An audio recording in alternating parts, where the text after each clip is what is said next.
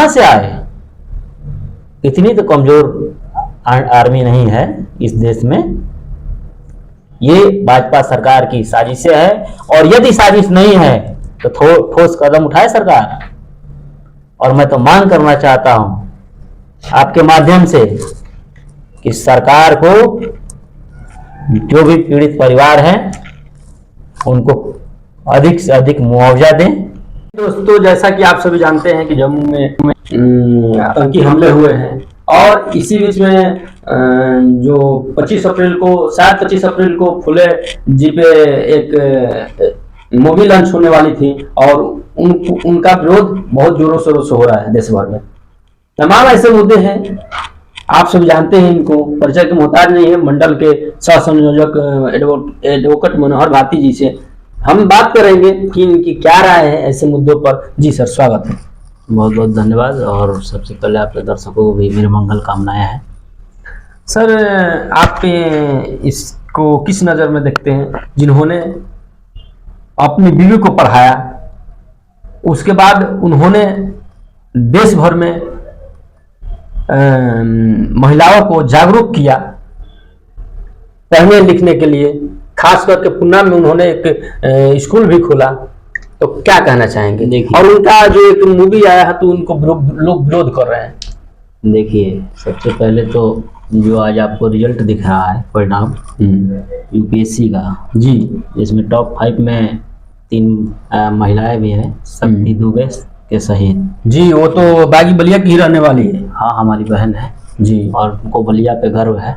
जी, बलिया उन पे गर्व कर रहा है आज कि देश की सबसे सर्वश्रेष्ठ जो संस्था है परीक्षा कराने वाली, उसमें वो टॉप की है। जी, ये क्रांति ज्योति जो जगाने वाली माता सावित्रीबाई फुले, फातिमा शेख ने जो पहला स्कूल खोल करके इस भारत में महिलाओं को पढ़ने का जो अधिकार दिलाया, वो उसी का जो परिणाम है वो आज आपको दिख रहा है।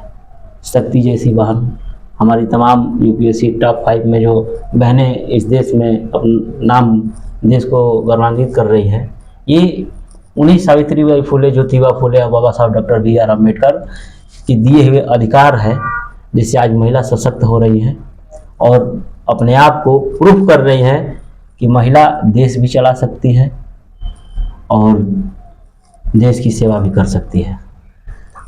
जैसा कि देखा जाए तो हाल ही फिलहाल के दिनों में ब्राह्मण महासंघ में ये कह रहा है कि हम लोगों के चरित्र को हनन किया जा रहा है और इस मूवी को रोका जा रहा है, तो क्या कहना चाहेंगे? देखिए, जब आप जुल्म करेंगे तो जिस पे जुल्म होगा उसकी पीढ़ी जब अपने महापुरुषों को पढ़ेगी तो जो आपने किया है वो तो कहेगी। ये लोग जो पूछ रहे हैं और कह रहे हैं कि हमारे चरित्र पे या फिर हमारे समाज पे उस मूवी के द्वारा दाग लगाया जा रहा है, उस फिल्म के द्वारा दाग लगाया जा रहा है, तो मैं कहना चाहिए पहले अपने बाप दादाओं से जा करके पूछो कि SC ST OBC माइनॉरिटी के साथ उन्होंने क्या किया। यही वो भारत देश है जो कह रहे हैं पेशवाई ब्राह्मण महिलाओं के स्तन तक पर टेस्ट लगाए थे। बताइए, स्तन ढकने के लिए, उनका गुप्तांग ढकने के लिए टैक्स देना पड़ता हो, और आज वो कह रहे हैं कि आज हमारी अस्मिता पे सवाल है। जो किया है इस देश में वो कहा जाएगा, वो हमेशा कहा जाएगा। वो तो सिर्फ एक मामूली सा एक चलचित्र दृश्य है। 2-3 घंटों में आप जो वर्षों से हो रही है जो समाज की उत्पीड़न, जो एक जाति विशेष वर्ग के लोग उत्पीड़न किए हैं, वो इतनी जल्दी खत्म नहीं होगी। हजारों फिल्में वैसी आएंगी जिसमें उजागर होगा कि इस देश में महिलाओं के साथ कितना अन्याय हुआ, दलितों के साथ कितना अन्याय हुआ। यही वो देश है जहां दलितों को आगे हांडी और कमर में पीछे झाड़ू बांधना पड़ता था। कौन बनवाता था? ये लोग जो कह रहे हैं कि हमारी अस्मिता पे सवाल है, बदनाम किया जा रहा है, इसका भी मुझे जवाब दे दे कि कौन बनवाया था? कोई दलित चाहता है कि अलग से अपने सर पे बोझ रखे? थूकने तक का अधिकार नहीं था, खुली हवा में सांस लेने का अधिकार नहीं था। तो आपने जो कर्म किया है वो तो कहा जाएगा। आप कितने भी छटपटाए, कुछ भी करें, लेकिन जब ये समाज जितना पढ़ेगा बाबा साहब डॉक्टर बी.आर. अम्बेडकर के दिए संविधान से, अधिकार से, तो सारी चीजें सामने आती जाएंगी। उनको स्वीकार करना पड़ेगा कि हाँ, हमारे बाप दादाओं ने गलती की। एक तरफ ब्राह्मण महासभा ये कह रही है कि हम महिलाओं के रक्षक हैं, दूसरी तरफ जो फिल्म के डायरेक्टर हैं अनुराग कश्यप जी को, इन लोगों ने उनके माता बहन की तरह तरह के गलत आपत्तिजनक टिप्पणियां कर रहे हैं। तो क्या कहना चाहेंगे? कहानी और कथनी में काफी फर्क होता है। अच्छी बात है, जो भी संगठन है वो कह रहा है कि महिलाओं का सम्मान करते हैं, करना चाहिए और करना पड़ेगा। ये बाबा साहब डॉक्टर बी.आर. अम्बेडकर का देश है, ये देश भारतीय संविधान से चलता है।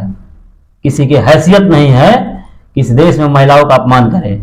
यदि महिलाओं का अपमान करेगा तो उसके लिए भीम आर्मी और आजाद समाज पार्टी हमेशा मैदान में रहेगी। यदि वो सोचते हो कि हम महिलाओं का अपमान करेंगे, ये भूल जाए, चाहे उनकी समाज की महिलाएं हो या फिर भारत देश की महिलाएं हो या फिर अन्य देशों से यहाँ आए हुई महिलाएं हो, सबका सम्मान करना पड़ेगा, कहने से नहीं होगा। और दूसरी चीज ये, जब आप कह रहे हैं कि मैं महिलाओं का सम्मान करता हूं, तो फिर वहां किसी की मां बहन तो कुछ कहने का सवाल ही नहीं पैदा होता। यही चरित्र में फर्क होता है, चाल चरित्र जो होता है, यही फर्क होता है। वो एक पुरानी कहावत है, मुंह में राम और बगल में छुरी।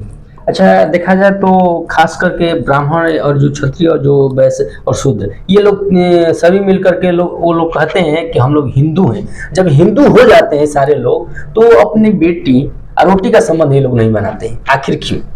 नहीं, देखिए, हिंदू होना गलत बात नहीं है, ये एक धर्म विशेष का मामला है।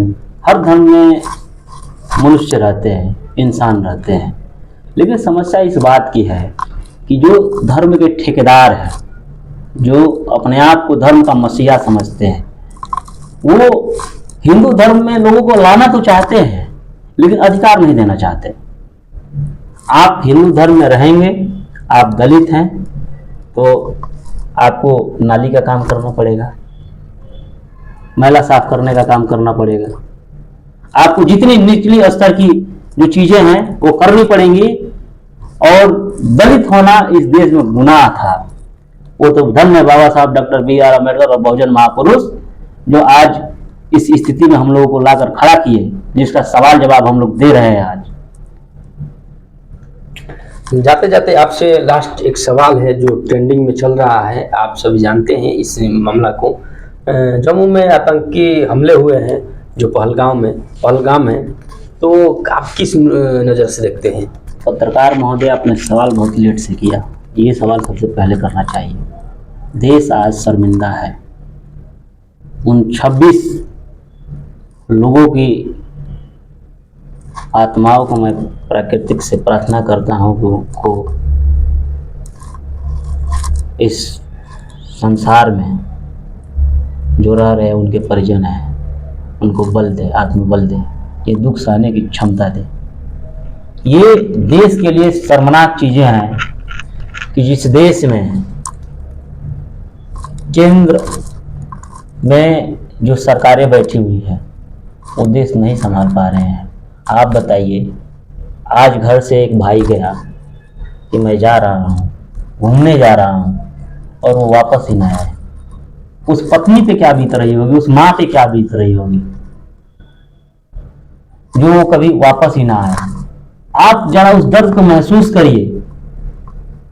पति पत्नी गए हो साथ, 2 दिन की शादी हुई हो, घूमने गए हो, या उसकी पत्नी को मार दिया जाए या फिर उसके पति को मार दिया जाए, क्या बीत रही होगी?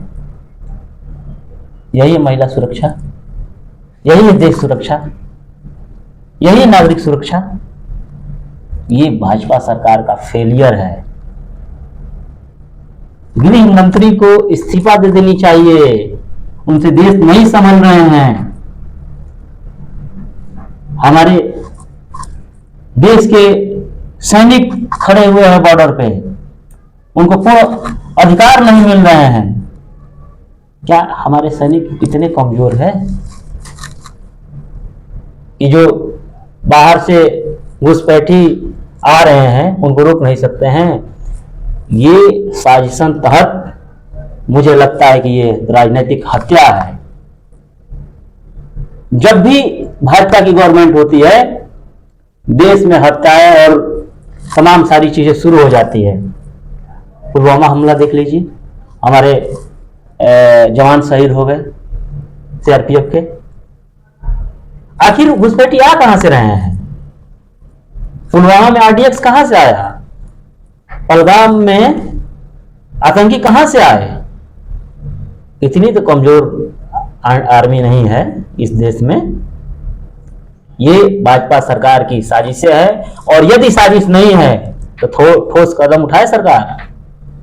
और मैं तो मांग करना चाहता हूं आपके माध्यम से कि सरकार को जो भी पीड़ित परिवार हैं उनको अधिक से अधिक मुआवजा दें। उनकी परिवार में जो दुख पड़ा है उनको सुचारू रूप से चलाने के लिए उस परिवार को आर्थिक सहयोग दी जाए, सरकारी नौकरी दी जाए। आप बताइए, जिस घर का बेटा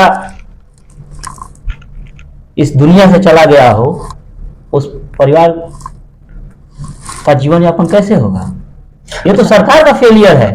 सर, मोदी गवर्नमेंट और खास करके प्रधानमंत्री ये कहते नहीं थकते हैं कि 56 इंच का सीना है, और इस प्रकार से घटनाएं एक नहीं अनेकों हो जाते हैं, तो क्या कहना चाहेंगे?